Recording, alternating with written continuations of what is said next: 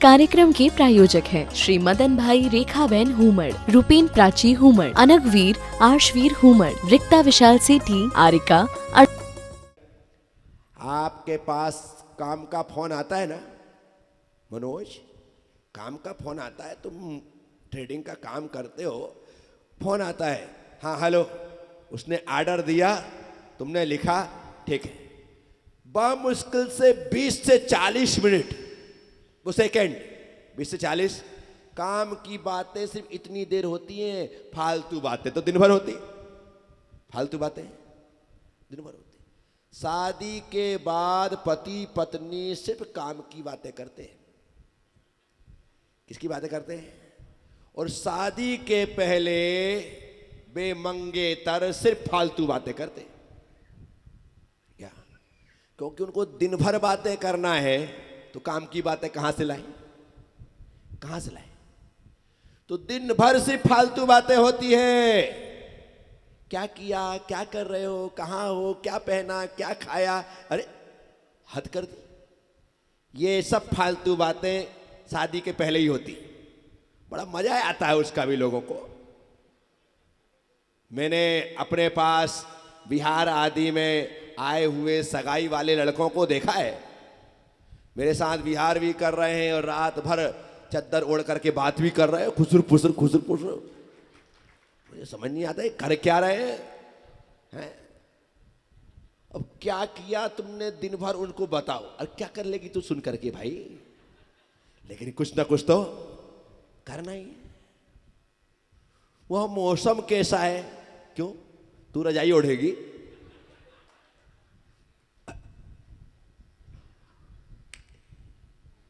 तो शादी के पहले सारी फालतू बातें, और शादी के बाद आप ऑफिस से निकल गए क्या?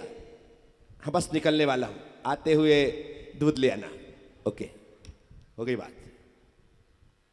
क्या हो गई बात खत्म, तुरंत फटाफट वो भी काट दे, तुम भी काट देते हो। कहां पहुंचे आप? आ गया हूं, एक काम करना, पास से पार्लर से ना थोड़ा सा छेना भी ले आना। ओके, काम खत्म। इससे ज्यादा बात होती नहीं है। बोलो, आप सब बैठी तो हो, बोलो ना। हाँ, बात तुम्हारी पता मुझे। काम की बातें सिर दर्द पैदा नहीं करती, हमेशा फालतू बातें सिर दर्द पैदा करती हैं। हमेशा फालतू बातों से ही विक्रय होता है, हमेशा फालतू बातों से ही तनाव होता है, हमेशा फालतू बातों से ही टेंशन होता है, हमेशा फालतू बातों के कारण ही लोग डिप्रेशन में जाते हैं। काम की बातों करने वालों के पास तो बात करने का भी टाइम नहीं होता है। तो दिन भर कान हिलाओ। गृहपति, कौन सा पति? गृहपति। ज्यादातर बातों को सुन करके बाहर के बाहर खत्म कर दो, सुखी रहोगे। अब वो गणपति जिनकी सवारी है इतना सा चूहा, कितना सा? ये भारी भरकम गणपति जी और छोटा सा चूहा। अब बताओ, आखिर चूहे को चुना क्यों?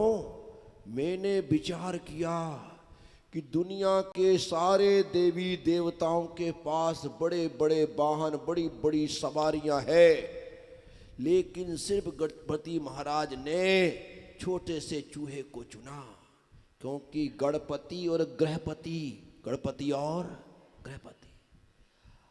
आप घर के कोने कोने तक नहीं जा सकते, लेकिन चूहे में वो ताकत है कि एक एक कमरे में, बोलो, कमरा तो छोड़ो, जिस अलमारी में ताला लगा है ना,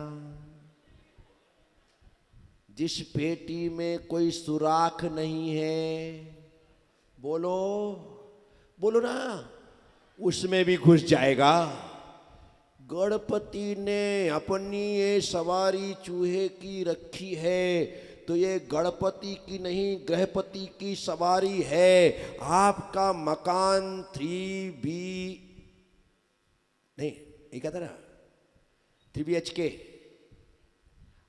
3 बेडरूम हॉल किचन आपके कमरे का मकान है, 4 का है, 2 का है। जितना बड़ा मकान है, गृहपति की दृष्टि, गृहपति की पहुंच हर एक कमरे तक, हर एक अलमारी तक, हर एक सामान तक होना चाहिए। अन्यथा तुम्हारे घरों में कचरा बढ़ता चला जाएगा। आपको पता ही नहीं है कि कहाँ क्या रखा है, कौन सी सामग्रियां हैं, नहीं है, वो होना चाहिए। तो जैसे चूहे की पहुंच घर के कोने कोने तक है, वैसे ही गृहपति की पहुंच हर कमरे तक, हर घर तक, हर सामान तक होना चाहिए। आखिरी बात, गणपति के हाथ में मोदक है। क्या है? क्या है? मोदक है। और हाथ में जो मोदक है वो मीठा है, वो पर वो मीठा बाहर से है या भीतर से? जल्दी बोलो। दाएं से या बाएं से? ऊपर से या नीचे से? चारों तरफ से या एक तरफ से? पक्का ना? बस जो गृहपति है उसका व्यवहार अंदर बाहर, दाएं बाएं, ऊपर नीचे, हर तरफ से मोदक की तरह मीठा होना चाहिए। आपके परिवार में सौहार्द ही सौहार्द होगा, आनंद ही आनंद होगा। तो गणेश चतुर्थी पर पूरे देश में, खाली मुंबई अकेले में लाखों नहीं करोड़ों की संख्या में गणपति स्थापित हुए होंगे। खाली मुंबई में करोड़ों बोलता हूं। लाल बाग के बादशाह के साथ हर घर में कोई 1.5 दिन के लिए विराजमान करे, कोई 2 दिन के लिए करे, 2.5 दिन के लिए करे, लेकिन ला करके, मैंने मुंबई में था, देखा हर घर में। कमाल। मैं चाहता हूं करोड़ों नहीं अरबों की संख्या में गणपति विराजमान होना चाहिए, लेकिन वो गणपति वो मिट्टी के या वो नहीं होना चाहिए। गृहपति के रूप में गणपति की स्थापना हर घर में हो, ताकि वह गृहपति अपने परिवार को बहुत अच्छे तरीके से, वो गणपति तो 1.5 दिन के बाद से विसर्जित होना प्रारंभ हो जाएंगे, लेकिन गृहपति गणपति बन जाए तो घर की दशा ही परिवर्तित हो जाए। साथियों, ये भाद्रपद का महीना निश्चित तौर पर दिगंबरों के लिए, श्वेतांबरों के लिए, तेरापंथियों के लिए, थानक वासियों के लिए 18 दिन का एक महामहोत्सव है। 8 दिन में 3 संप्रदाय के लोग इस पर्व को मनाते हैं, तो 10 दिन का 10 लक्षण हम मना करके अपनी आत्मा की शुद्धिकरण का मार्ग प्रशस्त करते हैं, और उसके लिए पर्व है। इसके अलावा हिंदुओं ने गणपति के नाम पर, गणपति के साथ यह उत्सव मनाया, तो भाद्रपद सबके लिए भद्रता को देने वाला सिद्ध हो जाता है। तो चलिए अब हम यहां पर आगाज करते हैं 10 लक्षण महापर्व का आगमन। हमारे बच्चे यहां पर 10 लक्षण पर्व के रूप में तैयार होकर के आए। सबसे पहले उत्तम क्षमा धर्म आकर के हमसे क्या कहेगा? उत्तम क्षमा मेरा नाम है, क्रोध ना करना मेरा काम है। ताली बजाओ आप। उत्तम क्षमा है मेरा नाम, क्रोध न करना, क्रोध न करना, ये उत्तम क्षमा है। आप ये मान करके चले कि मैं उत्तम क्षमा धर्म हूं, मैं उत्तम क्षमा धर्म हूं, क्योंकि ये धर्म गुण है और आपके भीतर आ जाएंगे तो आप स्वयं क्षमा रूप हो जाएंगे। इसलिए इन्होंने कहा उत्तम क्षमा है मेरा नाम, क्रोध न करना मेरा काम। बोलो उत्तम क्षमा धर्म की, उत्तम क्षमा धर्म की, उत्तम क्षमा धर्म की। मद हाँ चालू है मेरा नाम मेरा नाम। मान ना करना मेरा काम। मेरा काम। आप ताली बजाओ। उत्तम मार्दव धर्म ने संदेश दिया। उत्तम मार्दव मेरा नाम, मान न करना मेरा काम। हम इस संसार में मान के लिए आए हैं क्या? सम्मान के लिए आए हैं क्या? नहीं, हमने यह मनुष्य जन्म मान सम्मान के लिए नहीं, भगवान बनने के लिए प्राप्त किया है। और भगवान वही बनता है जो मान कसाई को छोड़कर मार्दव धर्म को धारण करता है। बोलिए मार्दव धर्म की, मार्दव धर्म की, मार्दव धर्म की। आर्जव उत्तम आजम मेरा नाम। कपट ना करना मेरा काम। उत्तम आर्जव मेरा नाम। कपट न करना, कपट न करना मेरा काम। मैं उत्तम आर्जव धर्म हूं। मैं सरलता के साथ जीवन जीता हूं, लेकिन कपट करके मैं अपने मन को वक्र नहीं बनाता। यह मेरा संदेश आप तक है, ऐसा उत्तम आर्जव धर्म ने संदेश दिया। उत्तम आर्जव धर्म की, उत्तम आर्जव धर्म की। हाथ उठा के उत्तम आर्जव धर्म की। चलिए उत्तम शौच धर्म। उत्तम सोच है मेरा नाम। लोभ न करना मेरा काम। आहा, उत्तम शौच है मेरा नाम, लोभ न करना। लोभ जो है वो हमारे मन को अपवित्र बनाता है, और शौच जो है वो हमारे मन को पवित्र बनाता है। ऐसे पवित्रता का संदेश देने के लिए कहा गया उत्तम शौच है मेरा नाम, लोभ न करना। बोलो उत्तम शौच धर्म की, उत्तम शौच धर्म की, उत्तम शौच धर्म की। उत्तम सत्य है मेरा नाम। झूठ न कहना मेरा काम। उत्तम सत्य है मेरा नाम, झूठ न कहना। झूठ मत बोलिए, क्योंकि झूठ बोलने वाला किसी का विश्वास पात्र नहीं होता।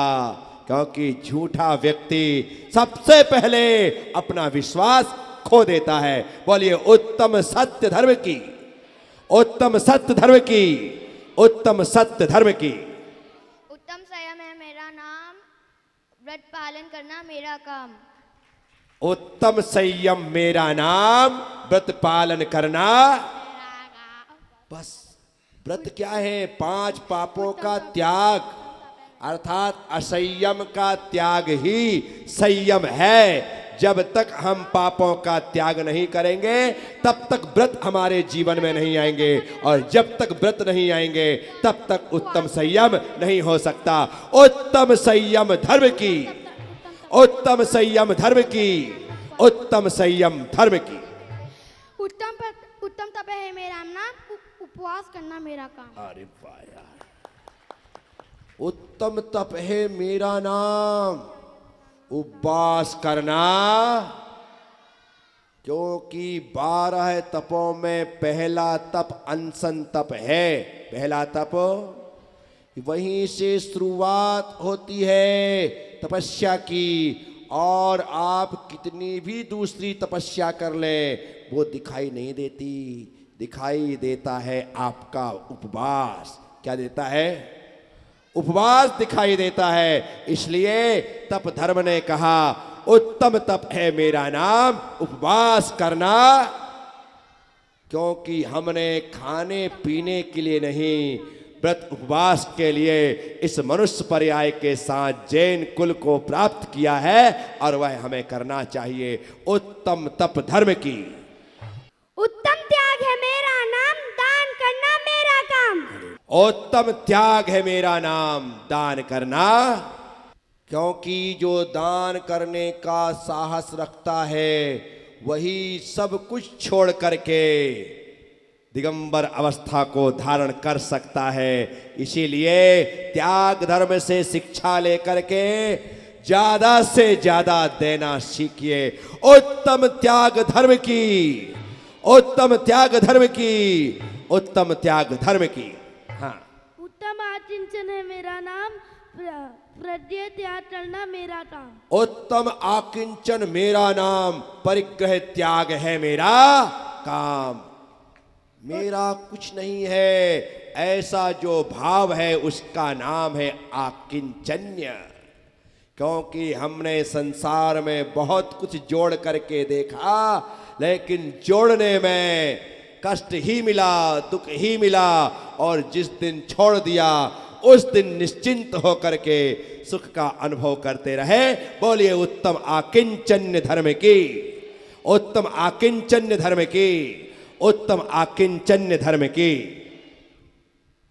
उत्तम ब्रह्मचारी नाम मेरा, उत्तम ब्रह्मचर्य है मेरा नाम, मुनि बनना मेरा काम। अरे बाप रे बाप, क्या उत्तम ब्रह्मचर्य है मेरा नाम, मुनि बनना।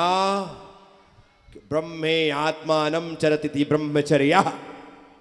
जब आत्मा ब्रह्म जैसी चर्या करने लग जाती है तब ब्रह्मचर्य जीवन में प्रकट होता है।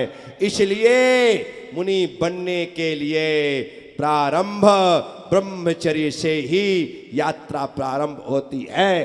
ब्रह्मचारी बने बिना ये यात्रा आगे बढ़ती नहीं है। इस तरह से उत्तम ब्रह्मचर्य ने आप सब लोगों को मुनि आर्यिका बनने का संदेश दिया। बोलिए उत्तम ब्रह्मचर्य धर्म की, उत्तम ब्रह्मचर्य धर्म की, उत्तम ब्रह्मचर्य धर्म की। क्षमा वाणी, क्षमा मणि है मेरा नाम, क्षमा मांगना, क्षमा मांगना मेरा काम। आहा, क्षमा वाणी है मेरा नाम, क्षमा मांगना। हाथ जोड़ करके क्षमा मांगने में संकोच मत करना। सामने वाला भले क्षमा ना मांगे, गलती उसकी भी हो, आप गांठ खोल दो, कहना भाई मुझसे गलती हुई, मुझे माफ कर दो। तो क्षमा वाणी कहती है, क्षमा वाणी है मेरा नाम, क्षमा मांगना। बोलो उत्तम क्षमा वाणी पर्व की, उत्तम क्षमा वाणी पर्व की, उत्तम क्षमा वाणी पर्व की। इस कार्यक्रम के प्रायोजक हैं श्री मदन भाई रेखाबेन हुमड़, रूपेन प्राची हुमड़, अनगवीर आर्शवीर हुमड़, रिक्ता विशाल सेठी, आर्यिका अर्जुन सेठी।